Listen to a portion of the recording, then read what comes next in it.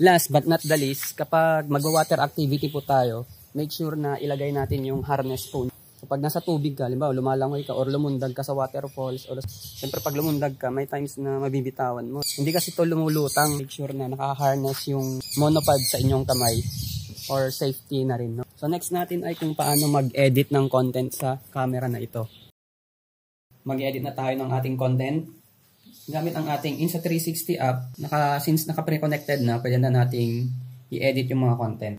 O yun, i-download ko lang muna yung mga videos para maipakita ko sa inyo.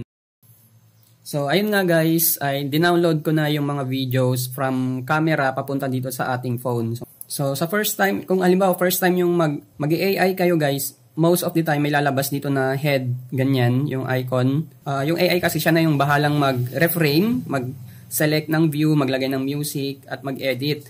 The first time yung mag-edit ng AI, may lalabas dito sa gitna na icon ng AI. Tapos, tap nyo lang yung analyze, tapos mag-download siya ng mga templates. Kaso hindi na nag-appear dito sa akin kasi nakapag-generate na ako. For example, assume na lang natin na mag-analyze pa lang tayo for the first time. Yan, mag-analyzing, ito yung ganito yung itsura niya. And then, may lalabas na mga templates. So, tapos na yung pag-analyze niya guys. So, ito yung mga isa sa mga nakuhanan natin kanina. Ito yung mga output. So, pwede na natin siyang i-export. Export, tapos export to phone album. Tapos, save to phone. Once matapos mag-export, ayan, mapupunta na siya sa inyong gallery or album. At ito na nga yung output ng AI, which is ipa-flash ko na lang dyan sa screen.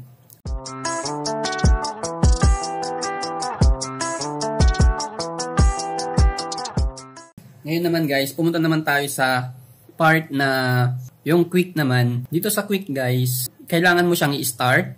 Ayan, i-start. Tapos, ikaw yung magdadrive kung saan mo gustong iharap yung camera. Which is, for me, mas mahirap siyang i-control, ganyan-ganyan.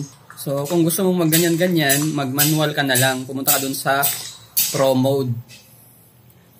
So, sa Pro Mode is dito. Dito sa Pro Mode, guys, ito yung mas gusto ko sa lahat. May karapatan ako or pwede kong piliin kung saan ko gustong nakaharap yung camera muna, no? Assume natin na mag-start pa lang tayo mag-keyframing. Tapos, syempre, iharap natin kung nasaan yung tao. Which is ako yan, poging-pogi. Charot. Ayan. Pwede nating i-zoom in or zoom out. Ayan. Nasa atin na lang kung anong gusto natin. Yan, sobrang layo or lapit. Tapos, kung okay na sa inyo, satisfied na kayo sa ganyang angle niya, ayan, i-tap lang natin yung add keyframe. Yung add keyframe. Tapos,